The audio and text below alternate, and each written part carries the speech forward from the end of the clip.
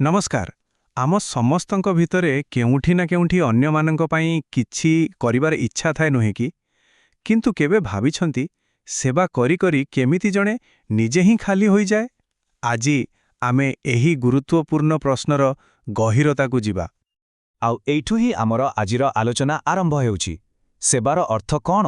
ସତରେ ନିଜକୁ ପୂରାପୂରି ଶେଷ କରିଦେବା? ଚାଲନ୍ତୁ ଏହି ଗଭୀର ପ୍ରଶ୍ନର ଉତ୍ତର ଖୋଜିବା। ଏକଥାଟାକୁ ଭଲ ଭାବେ ବୁଝିବା ପାଇଁ ଚାଲନ୍ତୁ ବିବେକଙ୍କ କାହାଣୀ ଶୁଣିବା। ବିବେକ ଜଣେ ବହୁତ ସଫଳ ମ୍ୟାନେଜର, ହେଲେ ଦିନ ସରିଲା ବେଳକୁ ତାଙ୍କୁ ଲାଗେ ଯେମିତି ତାଙ୍କ ଭିତରେ ଆଉ କିଛି ବାକି ନାହିଁ, ପୂରାପୂରି ଖାଲି ଆଉ କ୍ଳାନ୍ତ। ଏଇଟା ହିଁ ହେଉଛି ଆତ୍ମବିସ୍ମୃତିର ଗୋଟେ ବଡ଼ ଉଦାହରଣ।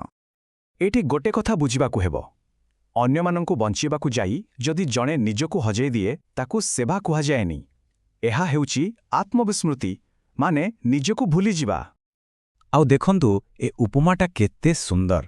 ଗୋଟେ ଦୀପରେ ଯଦି ତେଲ ନଥିବ, ସେ କ'ଣ ଦୁନିଆକୁ ଧୋକା ଦେବ? ନା, ସେ ତାକୁ ଧୋକା ଦିଏ ଯେ ତାକୁ ଜଳେଇବାକୁ ଚେଷ୍ଟା କରୁଛି। ଠିକ୍ ସେମିତି ନିଜେ ଶକ୍ତିହୀନ ହୋଇକି ଅନ୍ୟକୁ ଆଲୋକ ଦେବା କେବେ ବି ସମ୍ଭବ ନୁହେଁ। ଆମେ ସାଧାରଣତଃ ଭାବୁ ଯେ ବ୍ୟାଙ୍କରେ କେତେ ଟଙ୍କା ଅଛି, ସେଇଟା ହିଁ ଆମର ସବୁଠୁ ବଡ଼ ସମ୍ପତ୍ତି। କିନ୍ତୁ ପ୍ରକୃତ ସମ୍ପଦ ତ ଆମ ଭିତରେ ଅଛି, ଆମର ମାନସିକ ଶକ୍ତି। ଆଉ ଏହାକୁ ସଞ୍ଚୟ କରିବା ସବୁଠାରୁ ବେଶି ଜରୁରୀ। ତେବେ ଏହାର ସମାଧାନ କ'ଣ? ବିବେକଙ୍କୁ ଏହାର ରାସ୍ତା ଦେଖାଇଥିଲେ ଜଣେ ଜ୍ଞାନୀ ବ୍ୟକ୍ତି।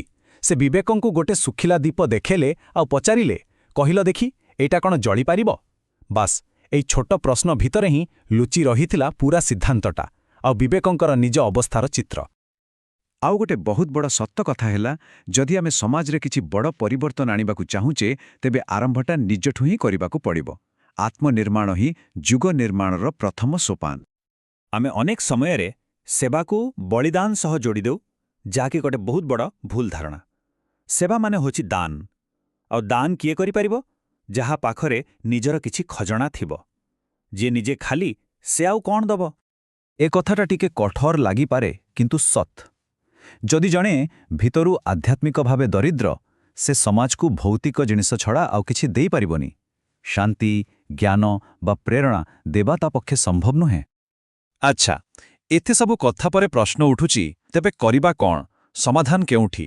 ଏହାର ସମାଧାନ ପାଇଁ ବିବେକ କିଛି ପ୍ରାକ୍ଟିକାଲ ପଦକ୍ଷେପ ନେଇଥିଲେ, ଯାହା ମୁଖ୍ୟତଃ ନିଜ ପାଇଁ ସୀମା ତିଆରି କରିବା ଆଉ ସାଧନା କରିବା ଉପରେ ଆଧାରିତ ଥିଲା।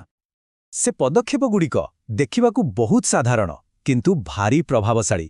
ପ୍ରଥମତଃ, ନିଜ ଶକ୍ତିକୁ ପ୍ରାଥମିକତା ଦେବା। ଦ୍ୱିତୀୟରେ, ଯେଉଁଠି ଦରକାର ନାହିଁ ସେଠି ନା କହିବା ଶିଖିବା। ଆଉ ତୃତୀୟରେ, ସବୁଠୁ ଗୁରୁତ୍ୱପୂର୍ଣ୍ଣ, ନିଜ ପାଇଁ, ନିଜ ସାଧନା ପାଇଁ ପ୍ରତିଦିନ କିଛି ସମୟ ବାହାର କରିବା। ଜାଣିଛନ୍ତି, ନା କହିବା ପାଇଁ ବହୁତ ସାହସ ଦରକାର। ଆଉ ଯେତେବେଳେ ଜଣେ ନିଜକୁ ହଁ କହିପାରେ, ସେତେବେଳେ ଯାଇ ତାର ଅନ୍ୟମାନଙ୍କୁ କହିଥିବା ହର ପ୍ରକୃତ ମୂଲ୍ୟ ରହେ। ଏଇଟା ସ୍ୱାର୍ଥପରତା ନୁହେଁ, ଏଇଟା ହେଉଛି ଆତ୍ମସମ୍ମାନ। ଆମ ଭିତର ଯେଉଁ ଶକ୍ତିର ପାତ୍ର ଅଛି, ତାକୁ ପ୍ରତିଦିନ ପୂରଣ କରିବାକୁ ପଡ଼ିବ। ଆଉ ତାର ଉପାୟ କ'ଣ? ସାଧନା ଆଉ ଅଧ୍ୟୟନ। ଏହି ଦୁଇଟା ଜିନିଷ ହିଁ ଆମ ଅଦୃଶ୍ୟ ଶକ୍ତିର ମୂଳ ଉତ୍ସ। ନିଜର ଗୋଟେ ସୀମା ତିଆରି କରିବା ବହୁତ ଜରୁରୀ। କାରଣ ଯିଏ ନିଜର ସୀମା କେତେ ଜାଣେ ନାହିଁ, ସେ କେବେ ବି ଠିକ୍ ଭାବରେ ଅନ୍ୟର ସେବା କରିପାରିବନି। ସୀମା ମାନେ କାନ୍ଥ ନୁହେଁ, ଏହା ହେଉଛି ନିଜକୁ ଆଉ ଅନ୍ୟକୁ ସୁରକ୍ଷିତ ରଖିବାର ଗୋଟେ ଉପାୟ। ତେବେ ଏସବୁ ପରିବର୍ତ୍ତନକୁ ଆପଣାଇବା ପରେ ବି ବିବେକଙ୍କ ଜୀବନରେ କ'ଣ ହେଲା? ଗୋଟେ ପୁରୁଣା ଦ୍ୱୀପ କେମିତି ଗୋଟେ ନୂଆ ଆରମ୍ଭର କାହାଣୀ ଲେଖିଲା, ଚାଲନ୍ତୁ ଦେଖିବା। ଦେଖନ୍ତୁ, ପରିବର୍ତ୍ତନଟା କେତେ ସ୍ପଷ୍ଟ। ଆଗରୁ ବିବେକ ସଫଳ ଥିଲେ, କିନ୍ତୁ ଭିତରୁ ପୁରା ଖାଲି ଆଉ କ୍ଳାନ୍ତ। ଆଉ ଏବେ ସେ ସଫଳ ତ ଅଛନ୍ତି, ହେଲେ ତା ସାଙ୍ଗରେ ପରିପୂର୍ଣ୍ଣ ଆଉ ଶାନ୍ତ ବି ଅଛନ୍ତି। ଏହାକୁ ହିଁ ତ କୁହାଯାଏ ପ୍ରକୃତ ସଫଳତା। ଏଥିରୁ ସବୁଠାରୁ ବଡ଼ ଶିକ୍ଷା କ'ଣ ମିଳିଲା? ସେବାର ସବୁଠାରୁ ବଡ଼ ନିୟମ ହେଉଛି, ପ୍ରଥମେ ନିଜକୁ ପୂରଣ କରନ୍ତୁ। ଆଉ ମନେ ରଖିବେ, ଏଇଟା ସ୍ୱାର୍ଥପରତା ନୁହେଁ, ବରଂ ଏଇଟା ହିଁ ପରମାର୍ଥର ପ୍ରଥମ ସର୍ତ୍ତ। ଏଥିପାଇଁ କାଲିକୁ ଅପେକ୍ଷା କରି ଲାଭ ନାହିଁ। ଯାହା କରିବାର ଅଛି, ଆଜି ହିଁ କରିବାକୁ ପଡ଼ିବ। ନିଜ ପାଇଁ, ନିଜ ସାଧନା ପାଇଁ ଗୋଟିଏ ଛୋଟ ସଂକଳ୍ପ ନିଅନ୍ତୁ। ବିଶ୍ୱାସ କରନ୍ତୁ, ଏହା ହିଁ ଜୀବନର ସବୁଠାରୁ ବଡ଼ ନିବେଶ ହେବ। କାରଣ ଶେଷରେ ଗୋଟିଏ କଥା ମନେ ରଖିବା ଦରକାର, କେବଳ ଗୋଟେ ପୂର୍ଣ୍ଣ ଦୀପ ହିଁ ସାରା ବିଶ୍ୱରେ ଗୋଟେ ଅଖଣ୍ଡ ଜ୍ୟୋତି ଜଳାଇ ପାରିବ। ତେଣୁ ପ୍ରଥମେ ନିଜକୁ ଜାଣନ୍ତୁ। ତେବେ ଆମ ଆଲୋଚନାର ଶେଷରେ ଗୋଟିଏ ପ୍ରଶ୍ନ। ନିଜ ଦୀପକୁ ପୁଣି ଥରେ ତେଲରେ ଭରିବା ପାଇଁ ଆଜିର ପ୍ରଥମ ପଦକ୍ଷେପ କ'ଣ ହୋଇପାରେ? ଚାଲନ୍ତୁ ଏବେ ଶୀଘ୍ର ଆଜିର ଆଲୋଚନାର ମୁଖ୍ୟ କଥାଗୁଡ଼ିକ ମନେ ପକାଇଦେବା। ପ୍ରଥମେ ଥିଲା ସମସ୍ୟା। ବିବେକଙ୍କ କାହାଣୀ ଆମକୁ ଆତ୍ମବିସ୍ମୃତି ବିଷୟରେ କହିଲା। ଯେତେବେଳେ ଆମେ ଖାଲିପଣରୁ ଦେବାକୁ ଚେଷ୍ଟା କରୁ, ଆମେ ନିଜେ ହିଁ ଶେଷ ହୋଇଯାଉଁ। ଆଉ ପ୍ରକୃତ ସମ୍ପତ୍ତି ହେଉଛି ଆମର ମାନସିକ ଆଉ ଆଧ୍ୟାତ୍ମିକ ଶକ୍ତି। ଦ୍ୱିତୀୟରେ ଆମେ ସିଦ୍ଧାନ୍ତ ବିଷୟରେ ଜାଣିଲେ। ସୁକା ଦ୍ୱୀପର ଉପମା ଆମକୁ ଶିଖେଇଲା ଯେ ଖାଲି ବ୍ୟକ୍ତି କେବେ ଆଲୋକ ଦେଇପାରିବନି। ଆତ୍ମନିର୍ମାଣ ହିଁ ସମାଜ ପାଇଁ ଯୋଗଦାନର ମୂଳଧୁଆ। ଆଉ ସେବା ଆସେ ପ୍ରଚୁରତାରୁ, ବଳିଦାନରୁ ନୁହେଁ। ତୃତୀୟରେ ଆମେ ଅଭ୍ୟାସ ବିଷୟରେ କଥା ହେଲେ।